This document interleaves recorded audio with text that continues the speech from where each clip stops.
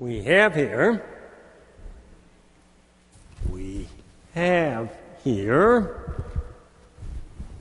something very enjoyable. We have here my trusty earphones. You see, you just put these in your ears, and then you attach it to your trusty cell phone, and you can listen and listen as long as you like to thousands of songs. Or you can listen on the radio, whatever it happens to be, but you can listen. And every once in a while, maybe you would be interrupted by another human being that just wanted to tell you the house was on fire or something, but don't worry about it. Just listen to the music. You know what's funny about listening, isn't it? We really listen to what we want to listen to, don't we? Huh? We listen to what we want. Well, in our gospel tonight, we just heard, God tells us who Jesus was, and the whole message can be summed up in just 3 words. Get those 3 words down, we got the whole thing. The 3 words, listen to him.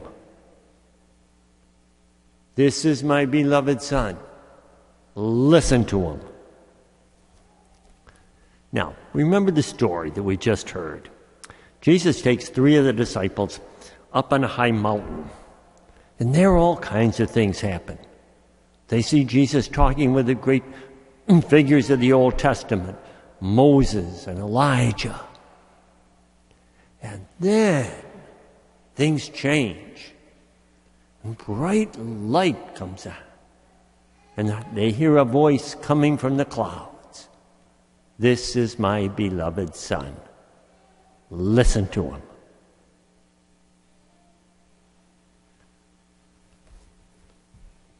The story tells us that Jesus was the most important figure and messenger of God. Most important. More important than even Moses and Elijah. And it tells the apostles, and it tells us tonight, what we're supposed to do. Listen to the message of Christ and act on it. Listen and act. Now, I don't think there's much doubt that the apostles certainly felt that God was right there with them that day. They experienced God. And when that voice came out of the clouds and the lights went on, and they just fell down on the ground. That's how powerful it was. And finally, what happens? Jesus has to come over to them and say, now, okay, boys, get up, keep going, don't be afraid.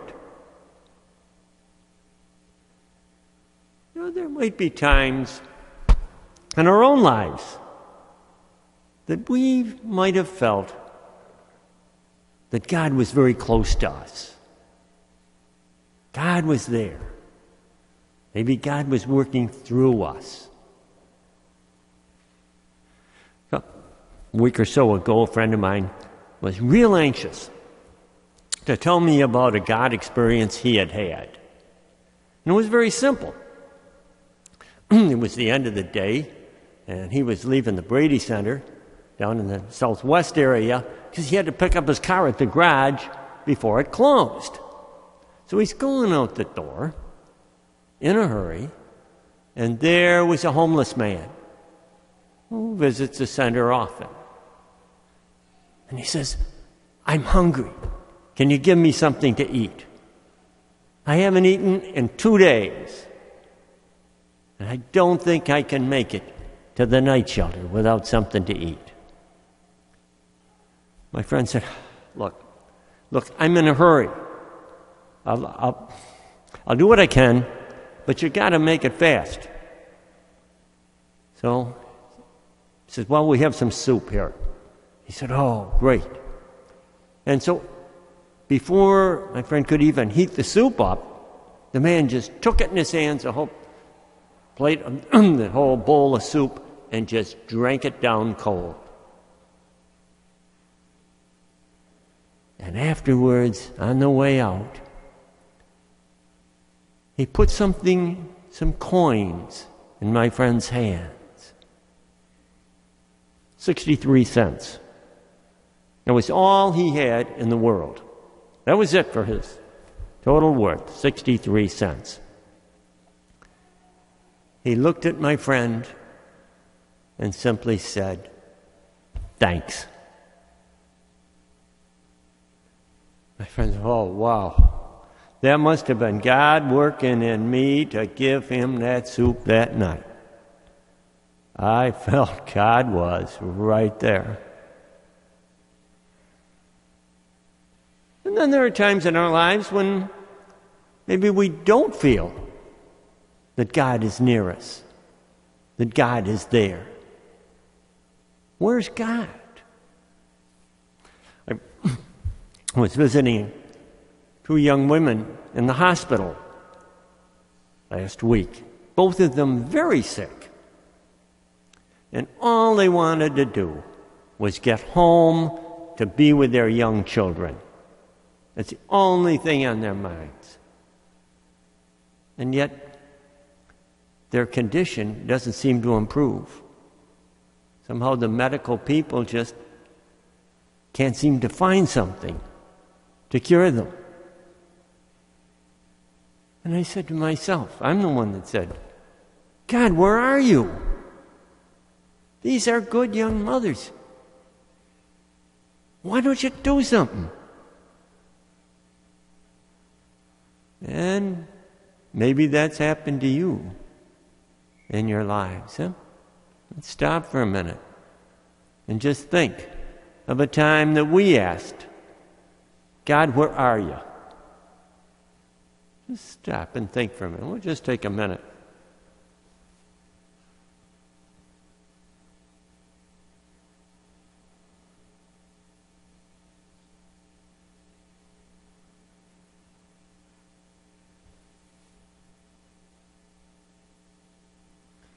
Well, when that happens, all we can do is keep on going.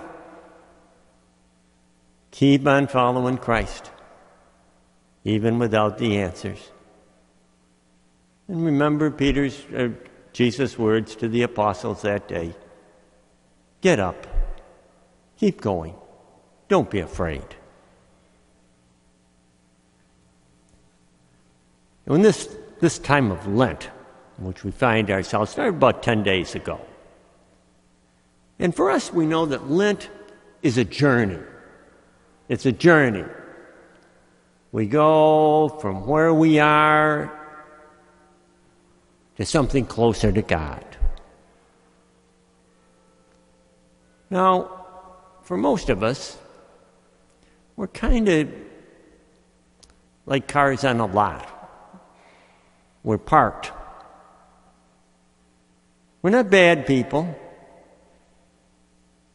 but we could be much stronger in our faith, much closer to God.